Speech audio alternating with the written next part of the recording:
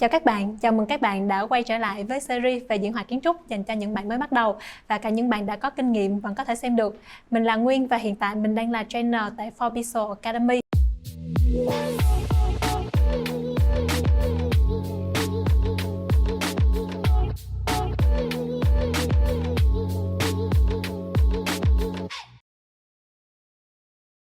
Nếu như là đây là lần đầu tiên các bạn đến với kênh của tụi mình thì các bạn hãy bấm subscribe để không bỏ lỡ những video tiếp theo của tụi mình nhé. Như đã hứa với các bạn trong video trước thì trong video lần này mình sẽ giải đáp cho các bạn một thắc mắc mà rất là nhiều bạn hỏi mình, đó là diễn họa kiến trúc và thiết kế nội thất có khác nhau hay không? Thì câu trả lời của mình là có ha.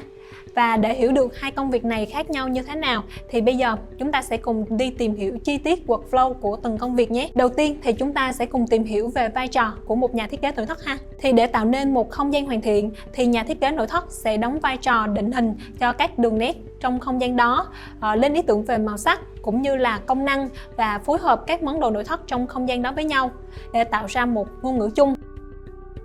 Về cơ bản, nếu như mà các bạn là một người ngoài thì các bạn vẫn có thể mua những đồ nội thất ở ngoài về và đáp ứng được những nhu cầu cần thiết của bạn. Tuy nhiên, để những cái món đồ nội thất đó có phù hợp với không gian của các bạn hay không, hay là không gian của các bạn có được tận dụng tối đa diện tích, công năng hay không, thì vẫn sẽ cần đến bàn tay của nhà thiết kế nội thất. Làm được điều này thì công việc của một nhà thiết kế nội thất sẽ phải trải qua các bước sau ha. Thì bước đầu tiên đó chính là tìm hiểu về thông tin cũng như là nhu cầu của khách hàng.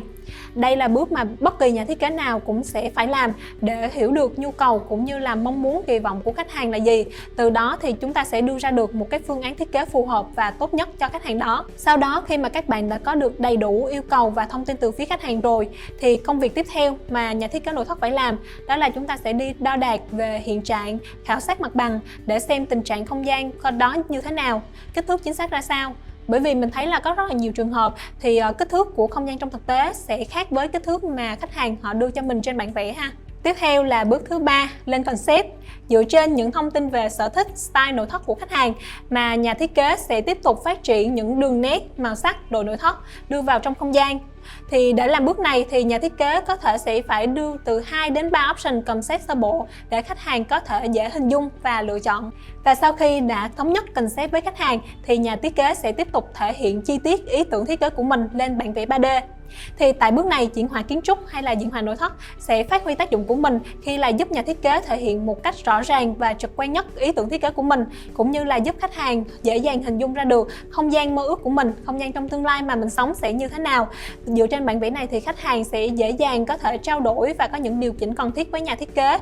giúp tiết kiệm được rất là nhiều chi phí và thời gian khi mà chúng ta không cần phải xây nên một căn nhà mà vẫn có thể hình dung được và có thể điều chỉnh được trước khi xây nên ngôi nhà đó. Và sau khi đã chốt được phương án thiết kế và bản vẽ 3D thì việc còn lại chỉ là chúng ta sẽ tiếp tục tiến hành lên chi tiết về kích thước, thi công dựa trên những cái bản vẽ chi tiết này. Như vậy các bạn có thể thấy là đối với một nhà thiết kế nội thất thì diễn họa kiến trúc hay là diễn họa nội thất sẽ là một phần trong quy trình công việc của họ. Khi nhà thiết kế đã lên được ý tưởng thiết kế, xác định được đường nét, style đồ nội thất thì thay vì phải dựng nên một căn nhà thì chúng ta có thể sử dụng các phần mềm diễn họa kiến trúc như là 3D Max để giúp khách hàng dựng nên không gian, từ đó giúp cho khách hàng chúng ta có thể dễ hình dung hơn về không gian mà họ mong muốn. Xong như mình đã đề cập ở các video trước thì cùng với nhu cầu ngày càng đa dạng của khách hàng cũng như là sự phát triển của ngành xây dựng bất động sản thì diễn họa kiến trúc cũng đã có những đối tượng khách hàng cho riêng mình và dần dần phát triển thành một ngành nghề độc lập. Vậy công việc của một diễn họa viên là gì? Bây giờ chúng ta sẽ cùng tìm hiểu chi tiết ha. Thì đối với diễn họa viên tụi mình, công việc của tụi mình cũng sẽ bao gồm 5 bước. Bước đầu tiên cũng sẽ giống như là bên thiết kế nội thất, tụi mình cũng sẽ phải tìm hiểu về nhu cầu, kỳ vọng của khách hàng đối với dự án này là gì. Tuy nhiên khác với thiết kế nội thất thì khách hàng đã có sẵn một không gian và cần nhà thiết kế để định hình nên các đường nét, màu sắc cho không gian đó. Thì với công việc của một diễn họa viên thì hầu như là chủ đầu tư họ đã có concept thiết kế cho không gian hay là khối kiến trúc đó rồi, và sẽ cần diễn họa viên tụi mình thể hiện những thiết kế đó thành những cái hình ảnh trực quan và sinh động nhất. Do đó là tại bước này thì mình sẽ làm việc với chủ đầu tư để tìm hiểu xem cái nhu cầu mong muốn của họ là gì. Chủ đầu tư họ sẽ muốn thể hiện cái chủ thể trong bức hình là gì, tông bút ra sao hay là concept như thế nào.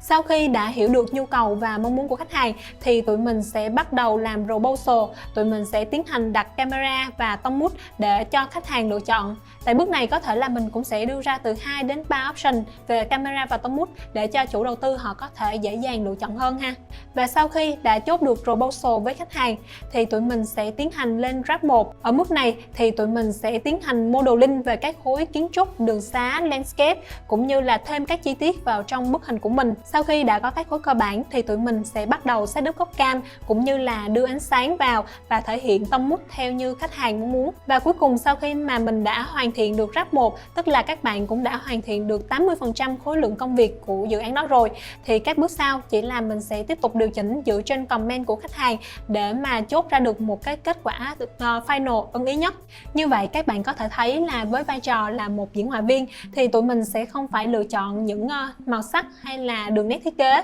mà tụi mình sẽ phải làm sao cho những cái đường nét, đồ nội thất được thể hiện một cách lung linh và đẹp nhất,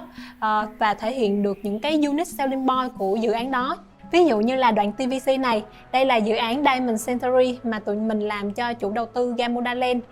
Với dự án này thì chủ đầu tư họ mong muốn mang đến một concept là home resort, tức là họ muốn cư dân cảm thấy thoải mái, thư giãn như đang nghỉ dưỡng tại resort ngay ở chính căn nhà của mình. Chính vì vậy khi mà làm dự án này thì tụi mình rất chú trọng setup những camera thể hiện được không gian thoáng mát, thư giãn trong khu dân cư, cũng như là lồng ghép những hoạt động nâng cao sức khỏe của cư dân, thể hiện sự thoải mái của họ khi sống trong khu vực này. Vậy nên các bạn có thể thấy là trong vai trò là một nhà thiết kế nội thất thì công việc chính của các bạn sẽ là thiết kế, và những hình ảnh render sẽ chỉ mang tính chất minh họa, dùng để thể hiện các ý tưởng thiết kế của bạn ra trực quan hơn. Chính vì vậy tại vai trò này thì nếu bạn vẽ không quá đẹp nhưng mà khách hàng ưng ý với các thiết kế của bạn thì mọi việc vẫn sẽ ok. Tuy nhiên nếu như mà các bạn chọn trở thành một diễn họa viên chuyên nghiệp, một 3D artist bên mảng diễn họa kiến trúc, thì các bạn sẽ phải thật sự chăm chút cho những tác phẩm của mình, để tác phẩm, những cái hình ảnh các bạn render ra thật sự thu hút và mang đến một câu chuyện cho người xem.